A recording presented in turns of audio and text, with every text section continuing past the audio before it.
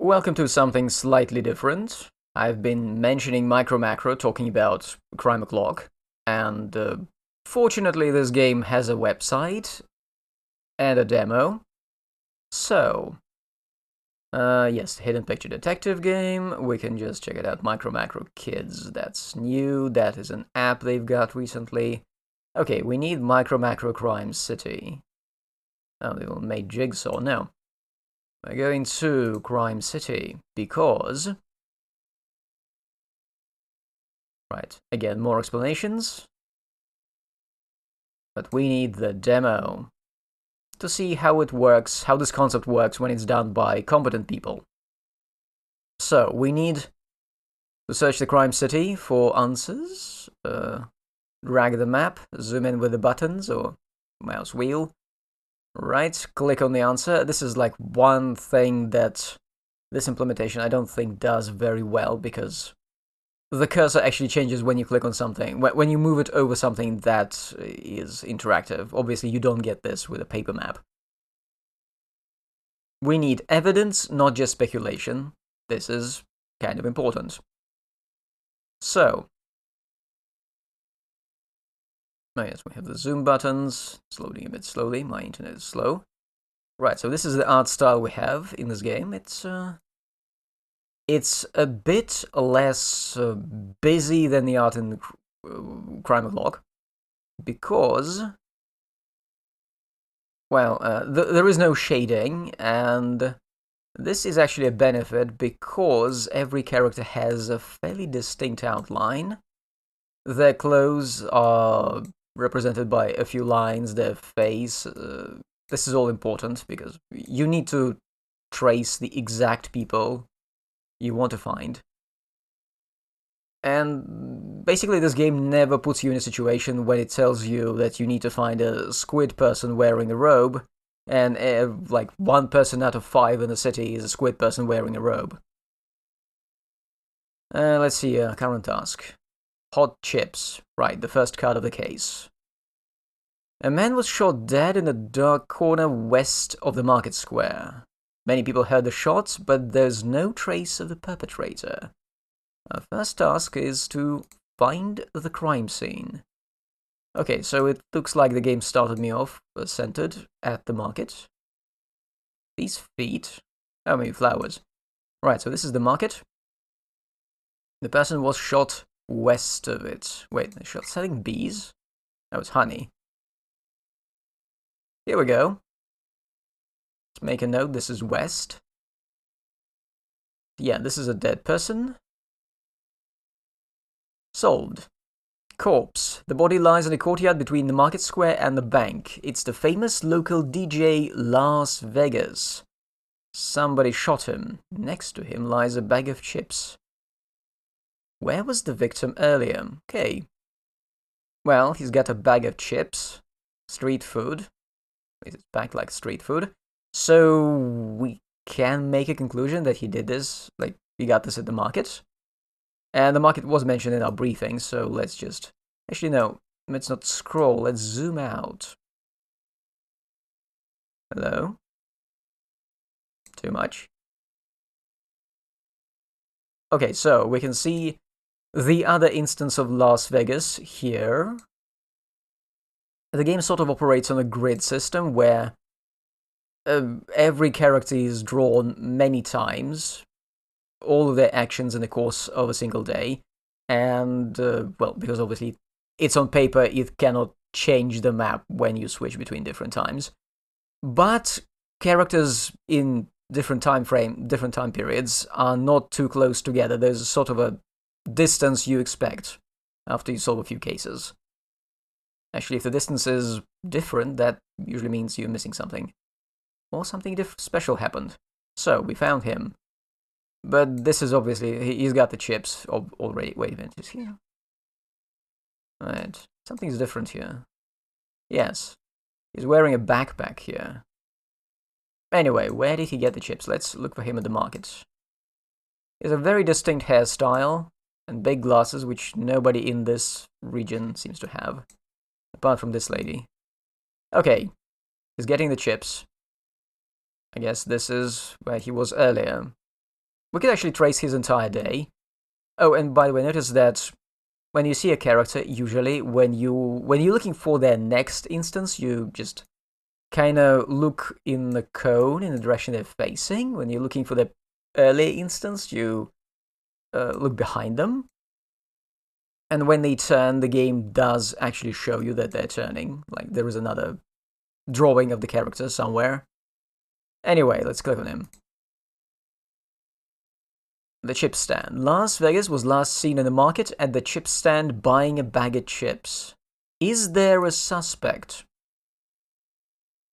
Well, this old lady looks like she's pulling something out from her purse.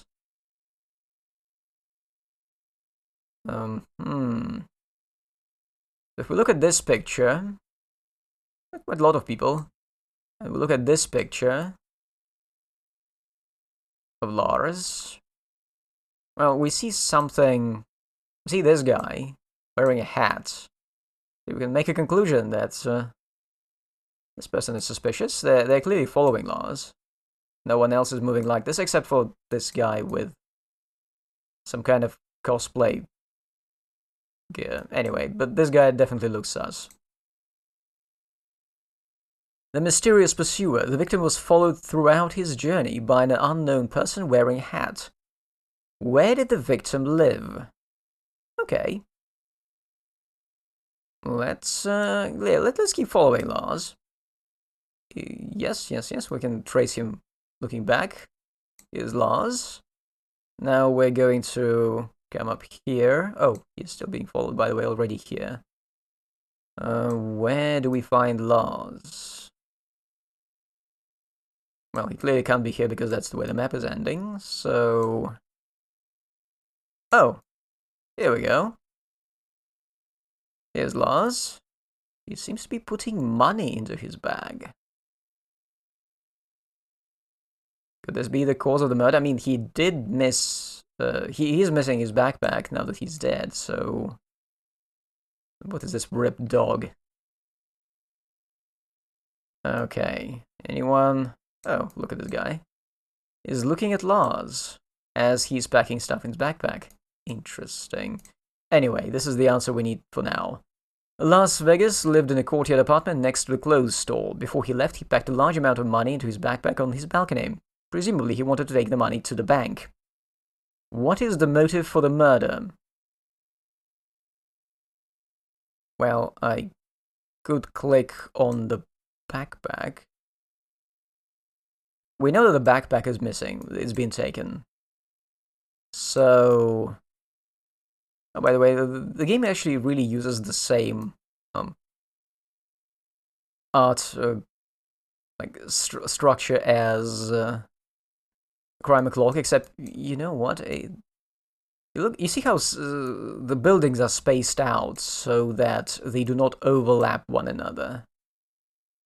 This actually does let the map breathe a bit, unlike whatever you have in MicroMacro.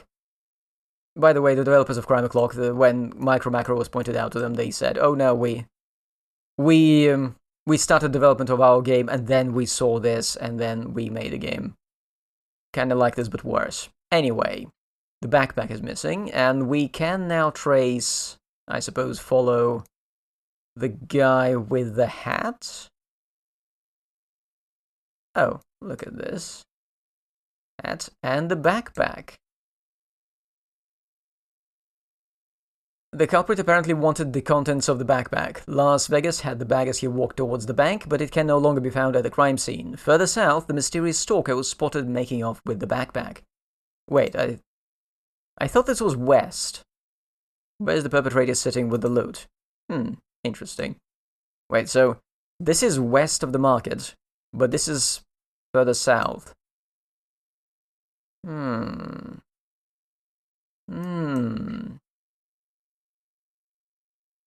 So, okay, here we're another instance of the person with the backpack. Following, okay, another one. A new one. Okay, yes, got one more. And... oh. Here we go. The baby. I think there was a case where you're supposed to follow the baby. But anyway, here's our perpetrator. The hat, the backpack, and the familiar face. The perpetrator has been found. He is sitting in the beer garden north of the theater square. He has taken his hat off and is searching through the stolen backpack. He was obviously after the money in it. Where is the murder weapon? Now this is a tough one. Going back to murder scene. He must have had the murder weapon here. It's not ditched anywhere nearby. You can kind of see the same methods of ditching a weapon you can expect in Crime O'Clock. You know, stashed in a trash can, thrown over a fence, somewhere in the back of a moving car, a pickup truck. Actually, I think this is happening right here on this map. I swear I've seen one. Oh yeah, I think this may be related to something. Maybe not. Almost every character on this map is involved in some case. They have daily routines. You can trace where they start their day, where they're going. Anyway. The weapon's missing. Can't see it anywhere nearby. Actually, these are fairly crowded streets, so... Oh, and Lars was got right next to the bank. Yes. No weapon. No weapon. No weapon. This is little too crowded again for ditching a weapon in a trash. Nothing here. Actually, no good spots to drop a weapon. Right. The baby again.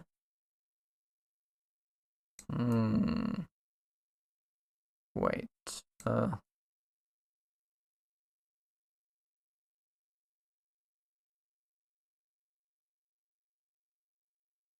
of weird, right?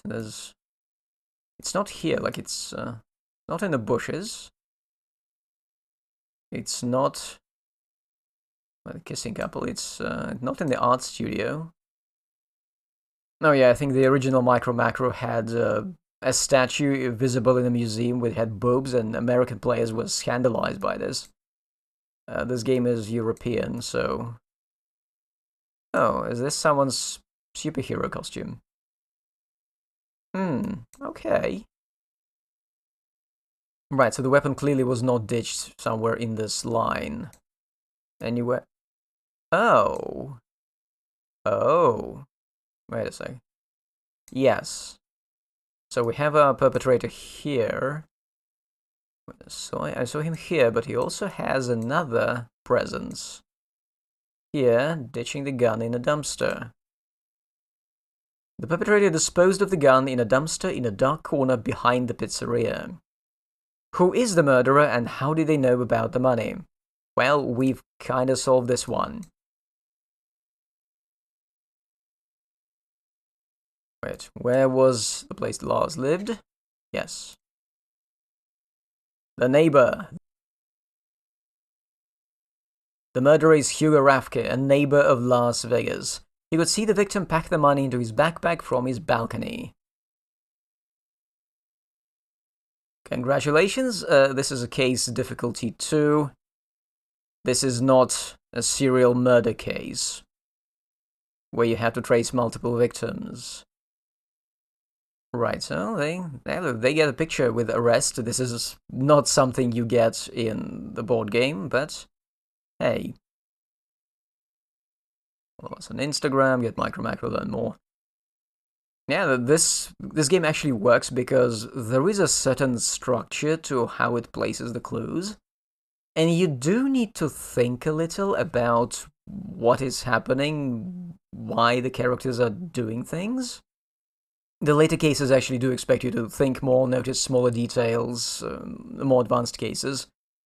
And I think the bonus... I have not even tried the bonus box, because the bonus box has several cases, like 3 epic cases, which actually use the maps of the 4 basic games. somehow, like the amount of planning that went into MicroMacro is staggering, because these maps, they don't just have the cases that are in the box, they already have all the characters, all the plot lines for promotional bonus cases released later. It's just amazing. CrimeClog, I'm not sure why it has problems. Maybe because it has a hint system, maybe because it has multiple hint systems, so in playtesting they were not focused on like perfectly clear, distinct graphics. Or maybe they added the hints because they didn't realize that the graphics were not as good as they could have been, as clear as here at least. And now, back to our scheduled broadcast.